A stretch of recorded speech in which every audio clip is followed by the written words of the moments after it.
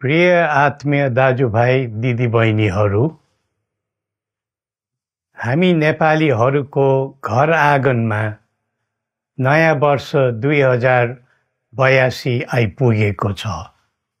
नयाँ घाम, नयाँ ज्योति, नयाँ उत्साह लिएर आएको नयाँ वर्षको उपलक्ष्यमा देश तथा विदेशमा रहे बसेका सम्पूर्ण नेपालीहरूको सुख र शान्तिको मङ्गलमय शुभकामना। हरेक नयाँ वर्ष नूतन आशा र विश्वास बोकेर आउने, तर वर्षको बिदाईमा एउटा घनघोर निराशाका बीच हुने गरेको धेरै साल भयो। समाजका विभिन्न दल, वर्ग र जन समुदायले आफ्नो धारणा, आस्था तथा अभिव्यक्ति राख्न पाउनु प्रजातन्त्रको सुन्दर विशेषता हो। तर त्यस्तो धारणा र मान्यता प्रस्तुत गर्दा सबैले संयम अपनाउनु पर्दछ। केही दिन अघि जनप्रदर्शनमा जुन प्रकारको हिंसा, आगजनी, तोडफोड भयो, त्यसबाट जस प्रकारको मानवीय एवं भौतिक क्षति भयो, त्यो सुन्दा हामीलाई अत्यन्तै दुःख लाग्यो। नागरिक स्वतन्त्रता भन्दा ठुलो तन्त्र वा वाद हुँदैन। वास्तविक प्रजातन्त्र त्यहाँ हुन्छ जहाँ राम्रो, नराम्रो, जनगुनासो वा गुणगान सुन्ने परम्परा र संस्कार हुन्छ। नेपाली जनतामा देश र भविष्यलाई लिएर जुन खालको जागरुकता पैदा भएको छ, त्यसलाई हामीले सकारात्मक रूपमा लिएका छौँ।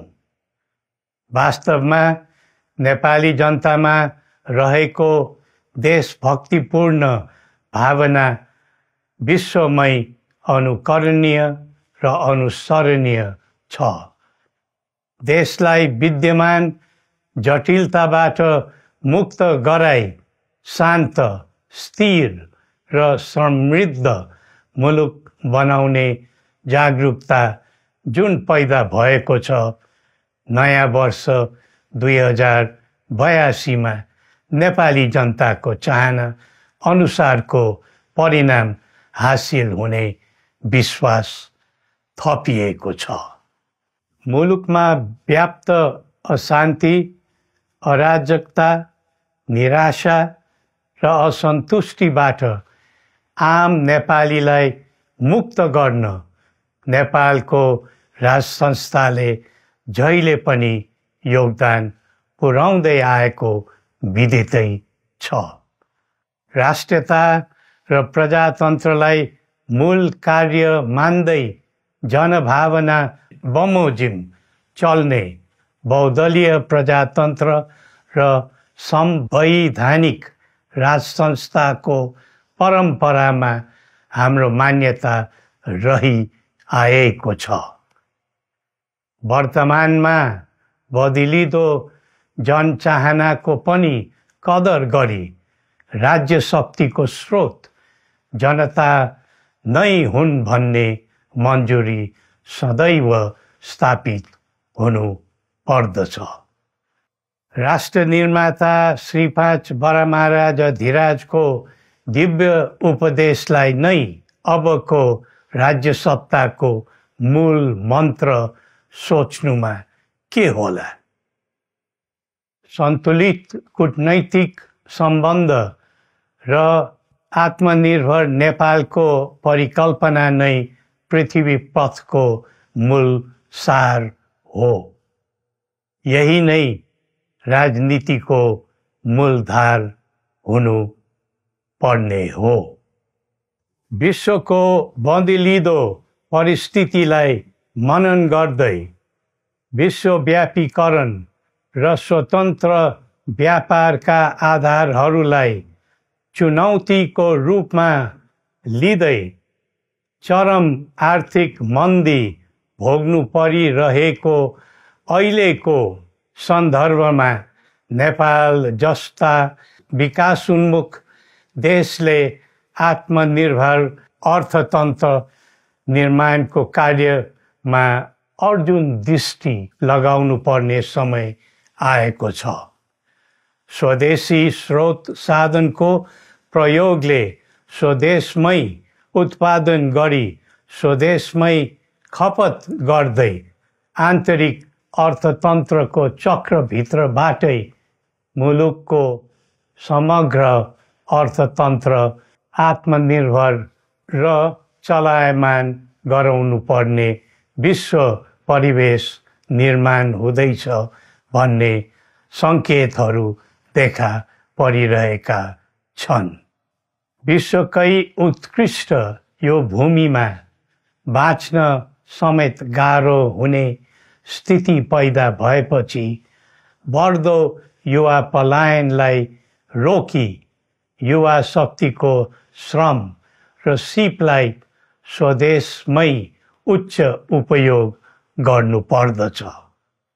युवा स्वरोजगारको निम्ति अवसरहरूको खोजी गरी नेपालमै आय आर्जन गर्न सक्ने वातावरण तयार गर्नुपर्ने आजको पहिलो आवश्यकता बनेको छ। सबै नेपालीको तन, मन र ध्यान त्यसैमा लगाउनु परेको छ। विश्वभरि छरिरहेका नेपालीहरू एकताका सूत्रमा बाँधिन अब ढिला गर्नु हुँदैन। आफ्ना ज्ञान, सिप र सामर्थ्य मात्र होइन, त्यहाँ आर्जेको पुँजी, स्रोत र साधन समेत नेपालमै लगाउनु पर्दछ भन्ने भावना सबैमा जागृत गराउनु परेको छ।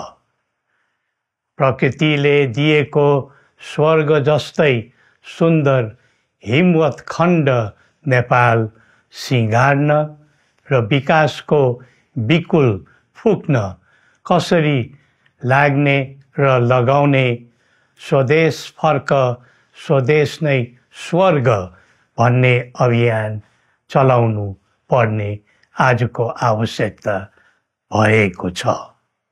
जनभावना र चाहना बुझी मुलुकको समग्र संरचनामा नै हेरफेर र सुधारका कदम चाल्नुपर्ने तथ्य स्पष्ट देखिन्छ। शिक्षा, स्वास्थ्य र दैनिक कामकाजका पद्धति र प्रणालीहरूमा आमूल परिवर्तन र सुधार गरी यिनको आधुनिकीकरण अनिवार्य भइसकेको छ। युग प्रविधिको हो, सावधानीपूर्वक उपयोग गर्नु सकेमा राष्ट्रको योगदानमा ठुलो टेवा पुग्न सक्नेछ। सुशासन र भ्रष्टाचार मुक्त प्रशासन मूल नारा हुनु पर्दछ। हामी अस्थिरता, अशान्ति, अराजकता, विपन्नता र भ्रष्टाचारको अन्त्य चाहन्छौँ। त्यसका निम्ति नेपाली जनताबाट हुने हरेक प्रयासहरूमा एकबद्धता रहनेछ। मुलुकको गिर्दो अर्थव्यवस्था, रुग्न हुँदै गएको औद्योगिक उत्पादन, बढ्दो राष्ट्रिय ऋण र बेरोजगारी, रक्षात्मक बन्दै गएको राष्ट्रियता, राष्ट्रिय एकता, सामाजिक सद्भाव, मौलिक धर्म, संस्कृति तथा जनस्तरमा बढेको निराशा, असन्तुष्टि हाम्रो चिन्ताको मूल विषय हो।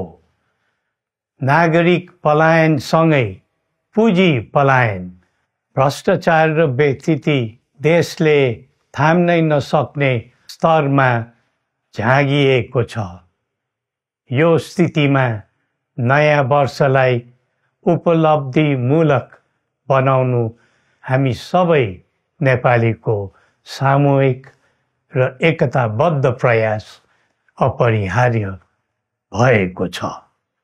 नेपाली बीच द्वन्द्व नहोस्, परस्पर अविश्वास र हिंसाको दुःखद मनोस्थिति नबनोस्, देशवासीहरू कुनै पनि नाम र न्युहुमा ध्रुवीकृत नबनुन् भन्नेतर्फ हामी सदैव सचेत र संवेदनशील छौँ।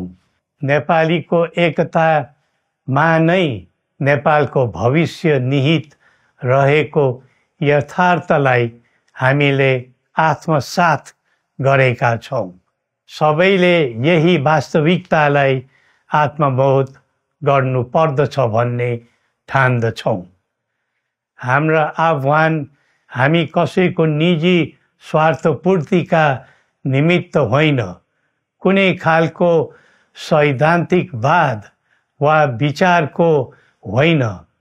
समग्र राष्ट्रको स्वाधीनता, समग्र जनताको सम्प्रभुता तथा नेपाल र नेपालीको सुखमय प्रतिष्ठाको निम्ति हो।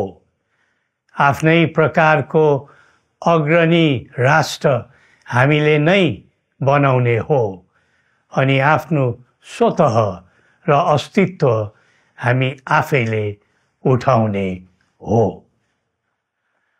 संसार धेरै अघि बढिसक्यो, तर हामी यो वा त्यो वादको चक्रव्यूहमा फँसेका छौँ।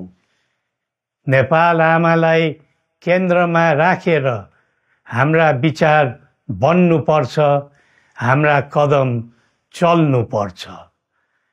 हरेक समस्याको समाधान संवाद, सहमति, समन्वयन र सहकार्यबाट हुन सक्छ।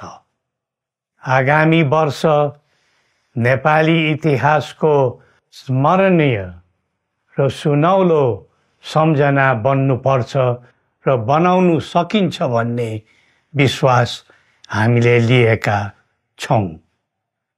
नयाँ वर्षले नयाँ आशा, उमङ्ग र उत्साह ल्याओस् अनि नेपालीको सुनौलो भविष्यको सुनिश्चितता होस्।